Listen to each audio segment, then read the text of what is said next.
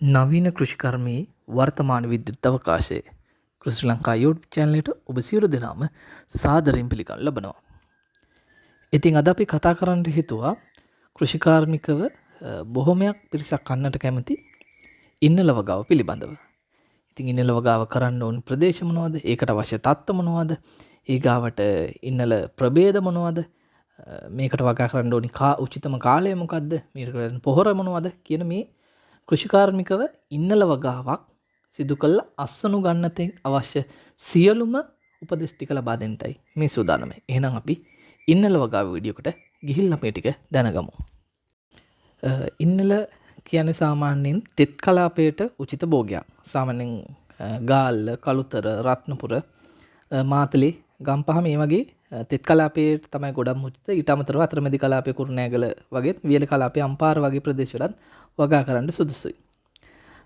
ඉතින් මේ ඉන්නල භෝගය සඳහා හොඳට ජල වහනය වෙන සැහැල්ලු වැලි සහිත ලොම්පසක් තමයි ඕනි වෙන්නේ. ඉන්නල ප්‍රභේද සැලකුවාම දේශීය ප්‍රචලිත ඉන්නල වර්ග දෙකක් තියෙනවා. බෝල් ඉන්නල සහ දිගට ඉන්නල. මේකෙන් වැඩිපුරම අපේ අතර ශ්‍රී ලාංකේය ජනතාව අතර ප්‍රචලිත වෙලා තියෙන බෝල් ඉන්නල කියන එක. මේ බෝල වර්ගය සාමාන්‍ය බිනරි නමින් තමයි කෘෂිකර්ම දෙපාර්තමේන්තුව විසින් නිකුත් කරලා තියෙන්නේ. ඒකට ඉන්නල වගා කිරීමේ කාලය සැලකුවාම තෙත් කලාපේ නම් සාමාන්‍යයෙන් යල කන්නේ වැසි සමග තමයි හිටවීම ආරම්භ කරන්න ඕනේ. ජූනි ජූලි මාසවල තමයි වගාව ආරම්භ කරන්න ඕනේ. වියලි හා අතරමැදි කලාපවල ගත්තොත් මහවැසි සමග සැප්තැම්බර් ඔක්තෝබර් මාස තුල තමයි වගාව ආරම්භ කරන්න ඕනේ.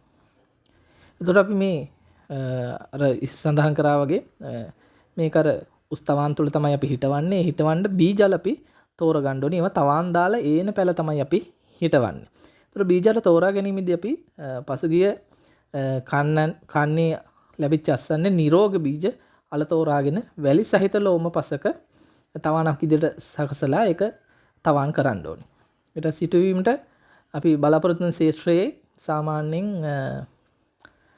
ප්‍රමාණයෙන් ඒ කියන්නේ අපි හිතමු අක්කරයක් හිටවන නම් ඒකෙන් 12 15ක් පමණ වපසරීක ප්‍රමාණයක අපිට තවාණක් ඇති කරගන්න වෙනවා. එතකොට තමයි අපිට අක්කරයක භූමි ප්‍රමාණය හිටව ගන්න අවශ්‍ය පැල ටික ලබා ගන්න පුළුවන් වෙන්නේ. සාමාන්‍යයෙන් තවාණේ මීටර 4කට අපි මූලික පොහොර මිශ්‍රණයක් හදා ගන්න ඕනි. ඒකට දිරු ගොම කුඩා කොටස් වලට කල්ලා ඊට පස්සේ යූරියා ග්‍රෑම් 15ක් ඊගාට TSP ග්‍රෑම් 40ක් MOP ග්‍රෑම් 25ක් මේ විදිහට තමයි පොහොර මිශ්‍රණය හදාගන්නේ. ඊට පස්සේ එක් වලක එකාලයේ බැගින් අංකුර ඇද්දූ බීජ පැල අඟල් 6 පරතරෙන් අපි හිටවන්න ඕනි අර තවාණෙන් ගන්න පැල. ඊට පස්සේ තවාණේ සති 3ක් 6ක් අතරදී ගවමුත්‍ර සහ ජලය අතර එකට අනුපාතයකින් දීගල් ද්‍රාවණයක් දීමින් දඩු වර්ධනයේ ඉක්මන් හා අපිට ශීඝ්‍ර කරගන්න පුළුවන්. නමුත් මේක සමහර වෙලාවට අපි නිර්දේශ කරාට දැන් වර්තමාන වෙනකොට යම් යම් තත්ත්වවලදී අපි ඒක එපා කියන අවස්ථාවක් තියෙනවා. ඒ හින්දා එහෙම නොවන සාමාන්‍ය සති දෙක තුනකින් තවාණේ වර්ග මීටරයකට යූරියා ග්‍රෑම් 10කුත් MOP ග්‍රෑම් 10කුත් පේලිය අතරට අපිට යොදන්න පුළුවන්. ඊට පස්සේ සති 6ක් 8ක් යනකොට පළමු දඬු අස්සට සිටුවීම සඳහා අපිට ඒ කියන්නේ ශේෂ්ත්‍රයේ හිටවීමට ගන්න පුළුවන්. එතකොට අපි දැන් තවාණේ පැල ටික නඩත්තු වෙලා එනකොට අපි අපේ අර ලොකුවට අපි හිටවන අපි අක්කරයක් හරි එහෙම අපි හිටවෙන්න බලාපොරොත්තු වන ඒකේ නිවැරදිව බිම් සකස ගන්න ඕනේ.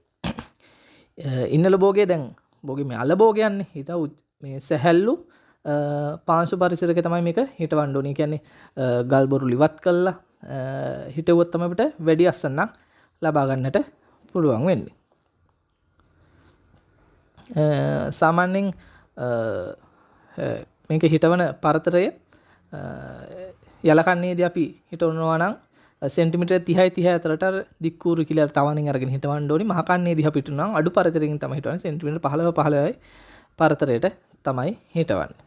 මෙහෙම හිටෙව්වට පස්සේ අපි මේක පැල වර්ධනය වෙනවත් එක්කම අපි සාමාන්‍යයෙන් පස්ලං කිරීම සිදු කරනවා. එතකොට සාමාන්‍යයෙන් 3-4 පාරක් අපි පස්ලං කිරීම සිදු කරන්න ඕනේ. එතකොට අපි මේ පැලවල මල් පිපීම අර කලින් පොටවලක් දකින්න නැති මේ වගේ මල් පිපීම ආරම්භ වන මොහොතේ අපි ආරම්භ වෙන්න කලින් අපි පොහොර භාවිතා කරන්න ඕනේ. ඒකට ඕනි පොහොර මිශ්‍රණය මේකේ තියෙනවා. සාමාන්‍යයෙන් ඒ කියන්නේ වගාව ආරම්භයේ සිට යොදන පොහොර මිශ්‍රණය තමයි මේ තියෙන්නේ. හුණු අපි යොදනවා නම් සිටුම් සත් දෙකකට පෙර ඊට පස්සේ හෙක්ටයාරකට ටොන් එකක් දෙකක් විතර අපි යොදන්න ඕනි. ඊට පස්සේ කාබනික පොහොර වෙනවා සිතුම් දවස් 3-5කට පෙර කුකුල් හරගම පරිහරන හෙක්ටයාරකට ටොන් 10ක්. ඒ කියන්නේ අක්කර 2.5කට තමයි මේ ටොන් 10 කියලා කියන්නේ. මෙච්චරයි පොහොර අවශ්‍යතාව වෙන්නේ. ඊට පස්සේ අපිට මේකෙන් අස්සනු ලබා ගන්න පුළුවන්. ඒ කියන්නේ මේ ඉන්නල කියන්නේ ගොඩක් ආර්ථිකව ලාභදායී භෝගයක්. මේකට යම් කිසි රෝග හා පාලිබෝධ ඇති වෙනවා. ඒක පාලනය කරන්න හැටි තමයි දැන් මම කියා දෙන්නේ. ඒකෙදි ගොඩක් වෙලාවට අපිට එන්නේ ලොකු රෝග පාලිබෝධ නැහැ. ඔය දලඹු විශේෂ වගේ ඒවා තමයි එන්නේ. ඒවට සාමාන්‍ය කෘෂි කර්මාන්ත දෙපාර්තමේන්තුවෙන් නිර්දේශිත පාලිබෝධනාශක නිර්දේශිත විදිහට වගාවට බරපතල හානියක් විදිහට આવොත් පාවිච්චි කරන්න පුළුවන්. ඊට අමතරව අර දිගින් දිගටම එකම භූමිය වගා කරන කියන්නේ මේ කන්නෙත් ඉන්නලේ ඊට කලින් එකෙත් ඉන්නලේ ඊළඟ එකෙත් ඉන්නලේ ඒ විදිහට වගා කරගෙන ගියොත් වටපණුවන්ගේ හානිසාර මූල ගැටිති තත්ත්වය ඇති වෙලා ශාකයේ වර්ධනය අඩු වෙලා අස්සෙන් අඩු වෙන්න පුළුවන්.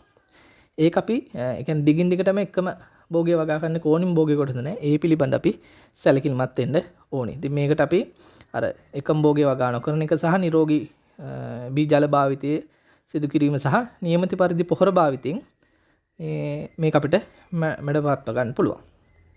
සාමාන්‍යයෙන් අස්සොන් වලින් අපි නියමිත කාලයට තමයි අපි අස්සොන් වෙලන්න ඕනේ. එහෙම නෙවුනම අපිට උපරිම ලාභයක් ලබා ගන්නට හැකියාව ලැබෙන්නේ. ඉතින් ඉන්නල කියන්නේ මේ කන්න භෝගයක් ඉඳලා ඒ කියන්නේ මේකේ පත්‍ර කහ පාට වෙන්න ගන්නවා. සාමාන්‍ය පත්‍ර කහ පාටලා අවසන් භාගයේදී කහ පාටට හැරීමත් එක්ක අපි අස්සොන් වෙලන්න ඕනේ. අස්සොන් වීමට ප්‍රමාද වුණොත් මොකද වෙන්නේ? මෙයාලා එක්ක පැලවෙන්න පුළුවන්. එහෙම නැත්නම් මේකේ ගුණාත්මය අඩු වෙන්න පුළුවන්. සාමාන්‍යයෙන් මේ විදිහට මම මේ ඉක්මනට ඔයගලන්ට කියන්නේ නිරෝගීව නියමිත පරිදි භාවිතා කළා නියමිත විදිහට වගා කරොත් සාමාන්‍යයෙන් අක්කරයක වගාවෙන් සාමාන්‍යයෙන් ටොන් 4-5ක් ඒ කියන්නේ කිලෝ 4000ක් 5000ක් විතර අස්සන් ලබා ගන්න පුළුවන්. ඉතාමත් ආර්ථික ලාභදායී භෝගයක්. මොකද මේකට වැළඳන රෝග පරිබෝධ අඩුයි. මූලිකව කරන්න ඕනි දේවල් විතරයි තියෙන්නේ. ඊට පස්සේ මේක පාලනය කරගන්න වගාව කරගෙන ගියාම ඉතා ආදායමක් ගන්න පුළුවන්. ඊට අමතරව වැදගත් වෙනවා අර වගාව වැට එක සාමාන්‍ය දෙයක් සාමාන්‍ය මහජීවීන්ගෙන් ඒ කියන්නේ ඌරොත්තෑ වගේ ලොකු මහජීවීන්ගේ හානි කරනම කෘමි පරිබෝධ හානි මේකට අඩුයි. ඒ හින්දා ඉතා ආර්ථිකව ලාභදායී භෝගයක්. ඉතින් මේ භෝගය වගා කළා ඔයගොල්ලන්ගේ ජීවිතය සාර්ථක කරගන්න පුළුවන් වෙයි. ඉතින් මේ ඉන්නල වගාව පිළිබඳ හරි නැත්තම් මීට කලින් මම දාලා තියෙන වීඩියෝ හරි නැත්නම් ඔයගොල්ලන්ට වෙන ඕනෑම කෘෂි ගැටලුවක් තියෙනවා නම් කමෙන්ට් එකක් දාන්න මම අනිවාර්යෙන් පිළිතුරු දෙන්නම්. එහෙනම් බොහොම ස්තුතියි.